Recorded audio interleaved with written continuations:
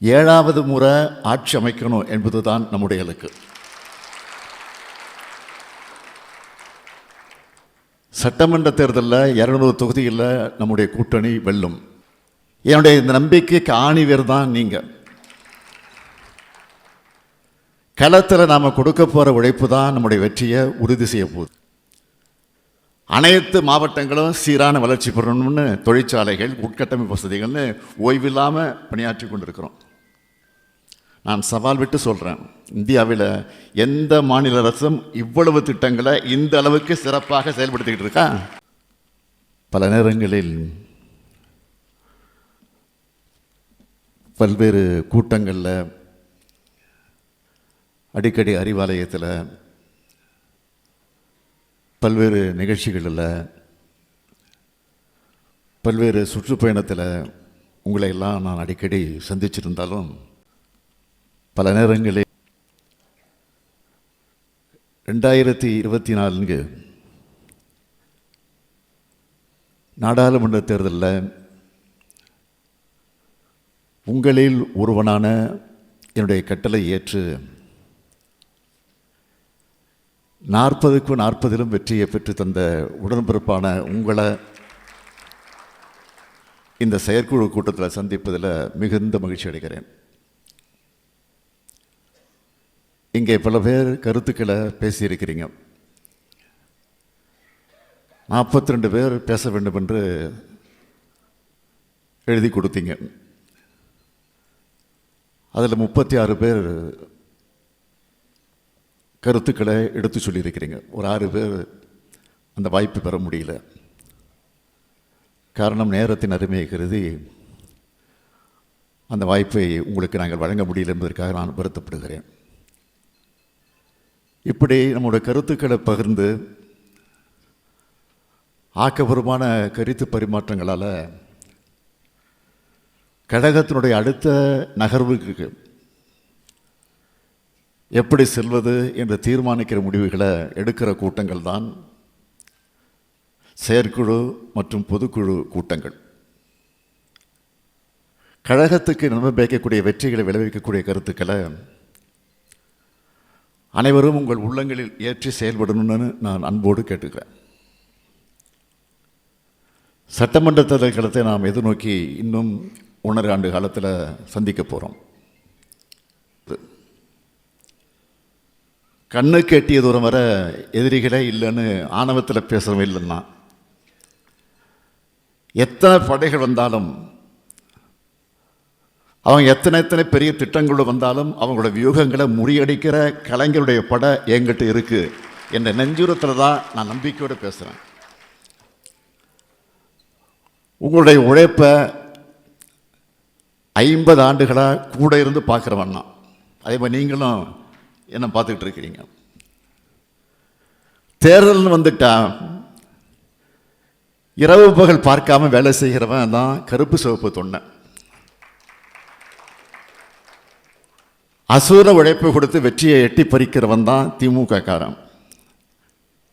கொள்கை பிழைப்பிலும் சரி, கொள்கையை வென்றெடுக்கக்கூடிய உழைப்பை கொடுக்கறதும் சரி, நமக்கு நிகர் யாரும் கிடையாது. 1957 2024 வரை தேர்தல் களத்தில் நாம் எதிர்கொள்ளாத எதிரிகளே கிடையாது. இமயமலை போன்ற தலைவர்களிலிருந்து எத்தனையோ பேரை நம்மளை எதிர்க்காங்க. எதிரில் நின்றவங்கெல்லாம் மாறிக்கிட்டே இருக்கிறாங்க. ஆனால் இந்த ஏக்கம் மட்டும் எப்பவும் உறுதியாக இருந்துகிட்டு இருக்கு. ஏன்னா இது எப்பவும் மக்களோடு இருக்கக்கூடிய இயக்கம். வெற்றி கிடைச்சிட்டா நம்ம இதில் ஆடவும் மாட்டோம், தோல்வி அடைஞ்சிட்டா தோண்டு போய் மூளையில் உட்கார்ந்துட மாட்டோம். நம்முடைய பெரிய பலமே நம்ம கட்சியினுடைய அமைப்பு முறை தான். பேரறிஞர் அண்ணா உருவாக்கி தலைவர் கலைஞர் அவர்கள் கட்டி காத்த அமைப்பு என்ற முறை தான் நம்மோடது. அதனால தான் தலைவர் கலைஞர் அவர்கள் உறுதியாக சொன்னார், இந்த கருணாநிதியின் கதை முடிஞ்சாலும் திமுகவின் கதை முடியாது. அந்த அளவுக்கு திமுகவுடைய உட்கட்டமைப்பு மிக மிக வலிமையானதுன்னு சொன்னார். அதனால தான் எத்தனையோ முறை நம்முடைய இணை பகைவர்கள் உழைந்தது திமுக குதூகலமாக எழுப்பினாவும் அப்படி சொன்னவங்க காலத்திலலாம் அவங்க தான் காணாமல் போயிருக்காங்க தவிர திமுக அழியல. இன்னைக்கு வர தமிழ்நாட்டினுடைய முதன்மையான இயக்கமாக இந்தியாவிலேயே 75 ஆண்டு காலை கடந்த ஒரே மாநில அரசியல் கட்சியாக அதே வலிமையோடு வீரியத்தோடு இருக்கிறோம். இப்போ நம்ம அமைச்சரிக்கக்கூடிய திராவிட மாடல் ஆட்சியும் எளிதாக அமைஞ்சிடலை. நடுவில் 10 ஆண்டு காலம் நம்மளோட போராட்டம் எப்படிப்பட்டதாக இருந்துச்சு. ஒரு முறை எதிர்கட்சியாக கூட வரல, சோர்ந்து போயிட்டோமா, நம்ம வீட்டுக்குள்ளே முடங்கி உட்கார்ந்துட்டோமா? இல்லையே. ஒவ்வொரு நாளும் மக்களோடு இருந்தோம், மக்களுக்காக குரல் கொடுத்தோம், வீதி வீதியாக வீடு வீடாக போய் மக்களை சந்தித்தோம், வீதிக்கு வந்து மக்கள் பிரச்சனைக்காக போராடணும். புயல் வெள்ளம்னு எந்த பாதிப்பு வந்தாலும் முதல் ஆளாக ஓடி போய் மக்களுக்கு உதவணும். இன்னும் பெருமிதத்தோடு சொல்லணும்னா, கொரோனாவில் உலகமே முடங்கி போனப்போ வல்லரசு நாடுகள்லாம் முடங்கி போச்சு. லாக்டவுன் நேரத்தில் கூட மக்களின் தேவைகளை கேட்டு அறிந்து அவங்க வீடு தேடி போய் உதவி செஞ்ச ஒரே இயக்கம் திமுக கழகம்தான். அதை சாதிச்சு காட்டினது தான் உடன்பிறப்பாக இருக்கக்கூடிய நீங்கள் தான். பதவிக்காக கொள்கைகளை சமஸ்திரம் செஞ்சிக்காம கடுமையான உழைப்பால் மக்களுடைய நம்பிக்கையை பெற்று ஜனநாயக முறைப்படி மக்களால் தேர்ந்தெடுக்கப்பட்டு ஆட்சி பொறுப்புக்கு வந்திருக்கிறோம்.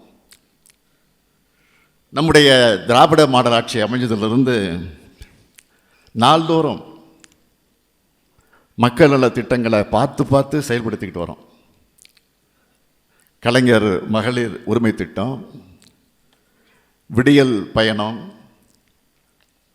முதலமைச்சரின் காலை உணவு திட்டம், புதுமை பெண், தமிழ் புதல்வன், நான் முதல்வன், மக்களை தேடி மருத்துவம், இன்னுயிர் காப்போம், நம்மை காக்கும் 48, தோழி விடுதின்னு ஒரு நாள் முழுக்க பட்டியல் போடக்கூடிய அளவுக்கு திட்டங்களை நிறைவேற்றிட்டு வரோம். அனைத்து மாவட்டங்களும் சீரான வளர்ச்சி பெறணும்னு தொழிற்சாலைகள், உட்கட்டமைப்பு வசதிகள்னு ஓய்வில்லாமல் பணியாற்றி கொண்டிருக்கிறோம். நான் சவால் விட்டு சொல்கிறேன், இந்தியாவில் எந்த மாநில அரசும் இவ்வளவு திட்டங்களை இந்த அளவுக்கு சிறப்பாக செயல்படுத்திக்கிட்டு இருக்கா? நிச்சயம் கிடையாது. ஆளுங்கட்சியாக வந்ததிலிருந்து கொரோனா, மழை வெள்ளம்னு எத்தனையோ நெருக்கடிகளை எதிர்கொண்டு எதிர்நீச்சல் போட்டு மக்களை காப்பாற்றிக்கிட்டு இருக்கோம். ஒரு நாள் கூட ஆளுங்கட்சியாக நம்ம ரிலாக்ஸாக இருந்ததில்லை. எவ்வளவு நெருக்கடியில் ஆட்சிக்கு வந்தோம். 10 ஆண்டு அதிமுக ஆட்சியோட இருட்டில் இருந்து மீட்டெடுப்பதை நமக்கு பெரிய சவாலாக இருந்துச்சு. அதையெல்லாம் சமாளித்து தமிழ்நாட்டை முன்னேற்றிக்கிட்டு இருக்கிறோம். கொடுத்த வாக்குறுதிகளை நிறைவேற்றிக்கிட்டு இருக்கோம். இன்னொரு பக்கம் தமிழ்நாட்டை எப்படியெல்லாம் பின்னுக்கு தள்ளலாம்னு யோசித்து எல்லா வகையிலும் நெருக்கடி தர பாஜகவை சமாளிக்கிறோம். வெறும் தமிழ்நாட்டோட நம்ம எல்லையை சுருக்குகிற மாநில கட்சியில் திமுக. இந்தியா முழுவதும் ஜனநாயகத்தை காப்பாற்றணும்னு அந்த பொறுப்பையும் ஏற்றுக்கிட்டு அதுக்காகவும் பணியாற்றிக்கிட்டு இருக்கோம். இப்படி கடந்த 3 ஆண்டுகளாக ஓயாமல் உழைக்கிற நமக்கு உற்சாகம் தருவது எது? தொடர் வெற்றிகள் தான். அந்த வெற்றிக்கு காரணம் தமிழ்நாட்டு மக்களும் நம்முடைய கூட்டணி கட்சி தோழர்களும் தான். 2019 கூட்டணியாக சேர்ந்தோம், கொள்கை கூட்டணியாக சேர்ந்தோம். சாதாரண கூட்டணியாக அல்ல, கொள்கை கூட்டணியாகவே சேர்ந்தோம். தொடர்ந்து நடந்த சட்டமன்ற தேர்தல், உள்ளாட்சி தேர்தல்கள், நாடாளுமன்ற தேர்தல்கள் எல்லாத்துலேயும் வெற்றி தான். இந்த வெற்றிகள் மூலமாக என்ன செய்கிறோம்? நாடு, நாட்டு மக்கள், நாட்டினுடைய பன்முகத்தன்மை, நம் மொழி, பண்பாடு, மதச்சார்பின்மை இவற்றை பாதுகாக்கும் அரசியலமைப்பு சட்டம், இதையெல்லாம் காக்கக்கூடிய ஜனநாயகம்னா தொடர்ந்து செயல்படுறோம். அதனால தான் இந்த கொள்கை கூட்டணிக்கு எதிராக பலரும் அரசியல் கணக்கு போடுறாங்க. நான் உறுதியாக சொல்கிறேன், நம்ம கொள்கை கூட்டணிக்கு எதிராக அவங்க போடுகிற கணக்கெல்லாம் தப்பு கணக்குகளாகத்தான் ஆகும். வெற்றி கணக்கு நம்ம கூட்டணிக்கு தான். நம்ம எதிர்க்கிற எதிர்க்கட்சிகள்லாம் வாக்குகளை பிரிக்க தனித்தனியாக வந்தாலும் சரி, மொத்தமாக சேர்ந்து வந்தாலும் சரி, 2026 திமுக கூட்டணி தான் வெற்றி பெறும். அதுவும் சாதாரண வெற்றி அல்ல, சரித்திர வெற்றியை பெறுவோம். தலைவரே சொல்லிட்டாரு, வெற்றியை சொல்லவா வந்துடும், யாரும் மெத்தனமாக இருந்துடக்கூடாது. 200 தொகுதிகளுக்கு மேலே வெற்றி பெறணும்னா அது எளிமையாக வராது. அதுக்கு இங்கே இருக்க எல்லோரும் உறுதி எடுத்துக்கணும். 200 தொகுதியில் என்னுடைய சட்டமன்ற தொகுதி முதலாவதாக இருக்கணும். என் தொகுதி தான் அதிக லீடிங் தொகுதியாக வரணும். என் மாவட்டத்தில், என் மாநகராட்சியில், என் ஒன்றியத்தில், என் பகுதியில், என் பேரூரில், என்னுடைய ஊராட்சியில், என்னுடைய வார்டில் அதிக லீடிங் வாங்கணும்னு சொல்கிற அளவுக்கு நீங்கள் எல்லோரும் கடுமையாக உழைக்கணும். நான் மேடைக்கு மேடை நம்முடைய திட்டங்களை புள்ளி விவரத்தோடு சொல்லிட்டு இருக்கேன். மக்களுக்கு தெரியுமேனு எடுத்து சொல்லாமல் நம்ம அமைதியாக இருந்துடக்கூடாது, அமைதியாக இருக்கவும் கூடாது, தொடர்ந்து பேசணும். நமக்கு எதிராக நம்முடைய எதிரிகளை பயன்படுத்துகிற முக்கியமான ஆயுதம் பொய் செய்திகள், அவதூறுகள். இதற்கு எதிரான நம்முடைய ஆயுதம் நம்முடைய ஆட்சியோட சாதனைகளும் நம்முடைய கொள்கைகளும் தான். நம்ம சாதனைகளை தமிழ்நாட்டில் இருக்கக்கூடிய ஒவ்வொருத்தருடைய உள்ளத்திலே தொடர மாதிரி உங்கள் ஸ்டைலில் சொல்லுங்க. களப்பணிக்கு, கழகப்பணிக்கு, வெற்றி பணிக்கு தொண்டர்களை தயார்படுத்த வேண்டிய பணி செயற்குழு உறுப்பினராக இருக்கக்கூடிய நீங்கள் இன்றைக்கே தொடங்கணும். 75 ஆண்டுகள் கடந்து விட்டு நம்ம இயக்கத்தை 7வது முறையாக ஆட்சி பொறுப்பேற்க உறுதி எடுத்துக்குங்க. வரலாற்றோட முக்கியமான காலகட்டத்தில் நாம் 2026 சட்டமன்ற தேர்தலை எதிர்கொள்ள போகிறோம். பொய் பரப்புரைகள், அவதூறுகளை புறந்தள்ளி நாடாளுமன்ற தேர்தலில் நம்ம மக்கள் நமக்கு பெரிய வெற்றி வழங்கியிருக்கிறாங்க. அரசியல் சட்டத்தை மாற்றணும்னு துடிச்சவங்களுக்கு இந்தியா கூட்டணி மூலம் ஜனநாயக கடிவாளம் போட்டிருக்கிறோம். அதுதான் நம்ம இயக்கத்துக்கு உங்களுக்கு இருக்கக்கூடிய பெருமை. அடுத்த கொஞ்ச நாளில் எதிர்க்கட்சி தலைவர் இப்போ என்ன பேசிகிட்டு இருக்காரு? கொஞ்ச நாளா எதிர்க்கட்சி தலைவர் பழனிசாமி என்ன பேசுகிறாரு? 1% வாக்கு கணக்கு சொல்லிக்கிட்டு இருக்காரு. இப்போ அம்மையார் ஜெயலலிதா சொத்துக்குப்பு வழக்கில் திருவாளர் குமாரசாமி போட்ட கணக்கை மிஞ்சுகிற மாதிரி அது இருக்கு. காற்றுல கணக்கு போட்டு கற்பனையில் கோட்டை கட்டும் பழனிசாமி கடந்த 2024 நாடாளுமன்ற தேர்தலில் அதிமுக வாக்கு 1% உயர்ந்திருக்குன்னு உளறி இருக்கார். இல்லாததை இருப்பது போல ஊதி பெருக்கி காட்டுவது பழனிசாமிக்கு கைவந்த கலை தான். 2019 நாடாளுமன்ற தேர்தலில் 20 தொகுதியில் போட்டியிட்ட அதிமுக 19.4 விழுக்காடு வாக்குகளை வாங்குச்சு. இதுவே 2024 நாடாளுமன்ற தேர்தலில் 34 தொகுதியில் போட்டியிட்டும் வெறும் 20.4 விழுக்காடு வாக்குகளை தான் வாங்கியிருக்கு.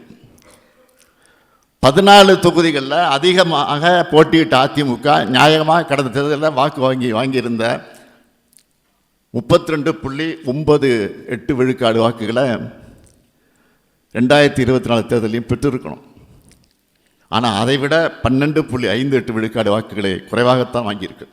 எளிமையாக சொன்னால் 2019 சராசரியாக ஒரு தொகுதிக்கு 4.16 லட்சம் வாக்குகள் வாங்கின அதிமுக 2024 வெறும் 2.61 லட்சம் வாக்குகளை தான் வாங்கியிருக்கு. ஒவ்வொரு தொகுதியும் சராசரியாக 1.5 லட்சம் வாக்குகளை இழந்திருக்கு எடப்பாடி தலைமையிலான அதிமுக. இப்படி மக்களால் நிராகரிக்கப்பட்டு ஓரங்கட்டப்பட்ட பழனிசாமி அதிமுக தொண்டர்களுக்கு சாதாரண கூட்டுறவுத்தில் கணக்கே தெரியாதுன்னு நம்பி பொய் கணக்கை அவிழ்த்து விட்டிருக்கிறார். அவர் சொன்ன கணக்கு அடிப்படை அறிவுள்ள அதிமுக நிச்சயமாக கேட்டு ஒத்துக்க மாட்டாங்க, சிரிச்சுக்கிட்டு இருக்காங்க. கோழைச்சாமியான இருக்கக்கூடிய பழனிசாமி டங்ஸ்டன் சுரங்க அனுமதிக்கு எதிராக பாஜகவை கண்டிச்சாரா? புரட்சியாளர் அம்பேத்கரை கொச்சைப்படுத்தின ஒன்றிய அமைச்சர் அமித்ஷாவுக்கு எதிராக கீச்சு குரலாவது கத்தினாரா? பிரதமரை எதிர்த்து பேசுகிற துணியவருக்கு இருக்கா? கிடையாது. திமுக என்றால் மட்டும் சட்டமன்றத்தில் வெளியிலையும் கத்தி பேசுகிறாரு. கத்தி பேசுனா ஜெயலலிதான்னு மக்கள் நினைச்சுக்குவாங்கன்னு நம்புறாரு. எம்ஜிஆரை போல தன்னுடைய கட்சிக்காரங்க அவரை நினைப்பாங்கன்னு நம்புறாரு. பழனிசாமி அவர்கள் என்னதான் கத்தினாலும் எப்படித்தான் கதறினாலும் அவருடைய துரோகங்களும் குற்றங்களும் தான் எல்லோருக்கும் ஞாபகம் வரும். துரோகத்தை தவிர உங்களுக்கு பெருமையாக சொல்லி என்ன இருக்கு? திமுக வரலாறு என்பது தியாக வரலாறு. பழனிசாமியுடைய வாழ்க்கை முழுக்க துரோகம். அவர் பாதம் தாங்கிய பழனிசாமி மட்டுமல்ல, பயந்தாங்குழி பழனிசாமி. இங்கே கள்ள கூட்டணியாக வந்தாலும் சரி, நேரடியாக கூட்டணி அமைச்சு வந்தாலும் சரி, தமிழ்நாட்டுக்கும் தமிழகத்துக்கும் இவங்க பேராபத்தானவங்க தானே மக்கள்கிட்ட எடுத்து சொல்லணும். நாம் ஏன் மீண்டும் ஆட்சி பொறுப்புக்கு வரணும்னு சொல்ற அதே நேரத்தில் யார் ஆட்சிக்கு வரக்கூடாது, ஏன் அவங்க வரக்கூடாதுன்னு மக்களுக்கு புரிய வைக்கணும். அதிமுக பாஜக புதுசாக முளைக்கிற கட்சிகளுக்கும் கிடைக்கிற ஊடக சொகுசு என்னன்னு கேட்டிங்கன்னா ஊடகம்தான். அது நமக்கு ஒருபோதும் கிடைக்காது. இது இன்று நெற்றல்ல, 75 வருஷமாக நாம் எதிர்கொள்கிற சவால். அந்த சவாலையும் சாதனையாக்கி இருக்கக்கூடிய இயக்கம்தான் இந்த இயக்கம். நம்முடைய சொல்லாற்றல், எழுத்தாற்றல், மக்கள் நலன் ஆகியவற்றை நம்பித்தான் நாம் செயல்படணும். நம்மளை எதிர்க்கிறவங்க நமக்கு எதிரியாக இருக்கக்கூடிய தகுதியுடையவங்களாக இல்லை. தங்களுக்கு கவனம் கிடைக்கணும்னு ஆர்வ கோளாறுல நம்ம எதிர்க்கிறவங்களும் இருப்பாங்க. அவங்களோட கவனச்சிதறல்களுக்கு ஆளாகிடாதுங்க. உண்மையான எதிரிகளை வீழ்த்த உங்கள் ஆற்றலை செலவிடுங்க. திராவிட இயக்கத்தால் கடந்த 75 ஆண்டு கால தமிழ்நாடு எப்படி முன்னேறி இருக்கு, ஒவ்வொரு குடும்பத்தில் எப்படிப்பட்ட மாற்றத்தை அது கொண்டு வந்திருக்கு, இளம் தலைமுறையிட்ட அதை கொண்டு போகணும். அதுக்கு நீங்கள் ஒவ்வொருத்தரும் ஒரு ஊடகமாக மாறணும். திமுகவோட அனைத்து நிலை பொறுப்பாளர்கள் மட்டும் அல்ல, திராவிட இயக்கத்தின் தொண்டர்கள் ஒவ்வொருவரும் முன்னிலையிலையும் இருக்கக்கூடிய அடிப்படை கடமை இது. குடும்பம் மற்றும் நண்பர்கள் சார்ந்த வாட்ஸ்அப் குழுக்களால் நம்ம ஆட்சி அடுக்கடுக்காக நிறைவேற்றி வர திட்டங்களை, சாதனைகளை பரப்பணும். கழகம் தொடர்பான பொய் செய்திகளை, அவதூறுகளை முறியடிக்கணும். தமிழ்நாட்டுக்கு திமுகவுடைய கொள்கை ஏன் அவசியம்னு நாகரிகமான முறைகளை பொறுமையை எடுத்து சொல்லணும். இது எல்லாத்தையும் இன்னைக்கே நீங்கள் தொடங்கி ஆகணும்னு நான் கேட்டுக்கிறேன். கழகத்துக்கு பவள விழா கொண்டாடி இருக்கிறோம். வெள்ளி விழா, பொன் விழா, பவர் விழா கண்டபோதெல்லாம் நாம் தான் ஆட்சி பொறுப்பில் இருந்திருக்கிறோம். அப்படிப்பட்ட இயக்கம் இந்த இயக்கம். அதனால தான் கேட்குறேன், 100 ஆண்டு காணும்போதும் கூட ஆட்சி பொறுப்பில் இருக்கும். அதுதான் தந்தை பெரியாருக்கும் பேரறிஞர் அண்ணாவுக்கும் தலைவர் கலைஞருக்கும் நாம் செலுத்துகிற உண்மையான அஞ்சலி. தமிழ்நாட்டோட வரலாற்றில் சோழர்கள் ஆட்சி பொற்காலம்னு சொல்லுவாங்க. எதிர்காலத்தில் எழுத போகிற வரலாற்றில் மக்கள் ஆட்சி வளர்ந்த பிறகு அமைஞ்ச ஆட்சிகளில் திமுகவோட ஆட்சி காலம் தான் தமிழ்நாட்டுடைய பொற்காலம்னு சொல்லணும்.